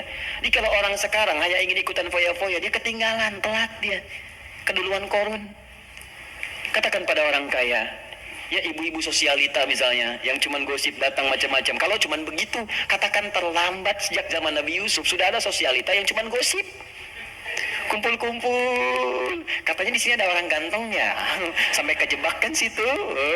Tuh, emang dia nggak tahan. Yusuf keluar, begitu keluar, wah, mahadza basyarin hadza idza malakun karim. Ini sih bukan manusia, ini malaikat yang sedang menyamar. Ganteng-ganteng Nabi. Oh, orang sekarang ganteng-ganteng serigala. Digosipin lagi. Tuh, udah ada kasusnya banyak. Jadi untuk apa kalau cuma kumpul-kumpul nggak ada kerjaan, harta dibanggakan? Cari ayatnya. Begitu Anda dihadapkan pada suasana itu, baca. Malamnya bangun, sujudnya lamakan, sholatnya pilih yang sesuai. Teman-teman yang mau menikah, ya, yang belum ada jodoh misalnya, kan cari ayat-ayat supaya Allah bimbingkan. Ya, calon-calon yang bagus. Kalau laki-laki pasti perempuan calonnya. Cari ayat perempuan-perempuan yang baik. Atau sebaliknya, ada Quran 51 ayat 49, kan? Ada Quran surah 49 ayat ke-13, kan? Ada kalau dekat ke pernikahan, Quran surah 30 ayat 21. Anda ingin samara, tapi ayatnya nggak pernah dikaji. Ya, walaupun istri Anda calon yang namanya samara, tapi kalau nggak pernah dibaca ayatnya, mustahil baca. Quran surah 31 ayat 30 ayat 21 baca. Yang belum nikah, ya. Orang bilang jomblo, nggak apa-apa, Anda jomblo fisabilillah, ya, berusaha untuk mendapat yang terbaik. Jomblo dibagi 3, jomblo fisabilillah, jomblo syariah, dan jomblo sengketa. Ya. Nanti kita bahas lain waktu lah bagi yang belum menikah. Baik, jomblo sengketa itu pilihannya banyak, tapi belum bisa menentukan, ya, sehingga jadi persoalan. Kenapa jadi ke situ? Jadi itu intinya ya, itu intinya. Cari, kalau belum bisa, cari indeks-indeks ayat-ayat Quran, di indeks-indeksnya apa, pelajari itu, dan contohnya banyak di hadis-hadis Nabi Sallallahu Alaihi Wasallam atau amalan-amalan para sahabat. Bahkan Nabi Zakaria ketika sholat di mihrabnya Maryam itu, apa yang beliau baca dalam sholatnya? Beliau memohon supaya diberikan karunia keturunan. Qala rabbi habli min ladunka dzurriyyatan thayyibah innaka sami'ud du'a. Quran surah 3 ayat 38 sampai 39. Apa yang terjadi? Begitu dibacakan itu, turun jawaban dari malaikat, kamu akan punya keturunan. Dijawab langsung. Ya Anda ini bagaimana keperluannya pengen proyeknya lancar, yang dibaca minal jannati wan nas. Qul a'udzu birabbin nas, qul a'udzu birabbin nas. Ya, susah dikabulkan proyek, banyak gangguan, jin lagi yang datang, kan? Sudah ya? Cukup dulu ya. Sekira cukup dulu untuk hari ini pembuka. Nanti saya tidak bisa berjanji, tapi saya mengusahakan sebaik yang saya bisa lakukan. Pertama, untuk pertemuan yang akan datang, kemungkinan wallahu a'lam, tapi nampaknya kami akan berangkat tahun ini untuk berhaji dengan beberapa rombongan para penghafal Quran. Mohon doa semoga dilancarkan, semuanya baik. Tapi tentunya dengan kepergian dan keberangkatan kami, artinya itu barangkali akan menjadikan pertemuan kita sesi di bulan depan, barangkali untuk sementara kita berlibur. Tapi libur itu bukan berarti kosong dari taklim, karena saya akan berikan PR pada Anda yang akan saya cek di pertemuan setelah saya pulang dari haji. PR-nya adalah pengulangan dari yang sebelumnya. Setiap yang hadir, insya Allah menghafal 11 ayat terakhir surah Ali Imran. Siap? Siap ya? Sudah hafal? Baik. Kenapa ramai di belakang? Kok PR-nya sama Ustadz? Karena belum hafal sampai hari ini. Baik, sudah ya? Satu itu. Yang kedua, jika ada pertanyaan terkait, nanti malam ini kami ada AKS Al-Quran Sunnah Solution langsung dari Bekasi. Itu insya Allah nanti kita buka malam hari nanti untuk meneruskan tentang fikih haji. Bagi yang akan berhaji, Anda boleh simak kajiannya, atau yang belum berhaji Anda juga bisa menyimak, atau yang telah berhaji bisa menyimak untuk indikator keberhasilannya. Nah, kemudian berita yang ketiga, insya Allah kami akan mengadakan manasik akbar bagi siapapun yang ingin belajar tentang manasik haji. Bagi yang sudah, yang akan berangkat atau yang belum. Kemungkinan waktunya Sabtu yang akan datang lagi, tanggal 21 pagi hari. Ya, nanti kami akan update kembali waktunya. Tempatnya di Bekasi, kami siapkan miniatur dan seterusnya. Yang terakhir ini yang paling penting, kami sudah siapkan, insya Allah kita sedang menyiapkan betul, mungkin tanggal yang sesuai kami akan launching tentang syiar Al-Quran. Kami akan membuka pusat Al-Quran yang namanya At-Taisir Learning Center, pusatnya di Bekasi. Tapi nanti kami akan membuka kesempatan bagi teman-teman sekalian, termasuk pemirsa dimanapun Anda berada, di seluruh wilayah Indonesia, bahkan di luar negeri, jika ingin membuka kemudian dari turunan-turunan itu, komunitas misalnya yang tersambung ke tempat kami, itu silahkan kami perkenankan, nanti kami kirimkan silabusnya, bahan pendidikannya, dan juga turunan-turunan mushafnya. Nanti ada 3 program. Pertama, pengentasan buta baca Al-Quran. Mushafnya kami siapkan, tahun ini kami cetak 125.000 mushaf. Kemudian yang kedua, ada untuk pendalaman makna Al-Quran, bahkan dari perkata, kami juga cetak 125.000 eksemplar. Dan yang ketiga, untuk menghafalkan Qurannya dengan metode At-Taisir. Kita akan kemudian korelasikan dan lingkarkan ke seluruh wilayah-wilayah khususnya di Indonesia. Nanti teman-teman yang siap untuk ikut, nanti boleh nanti buka komunitas saja. Tempatnya nggak usah diwakafkan. Anda aja yang rawat itu semua. Nanti kita linkkan ke tempat kami, kita kirimkan kurikulum dan kita berikan pelatihan-pelatihan.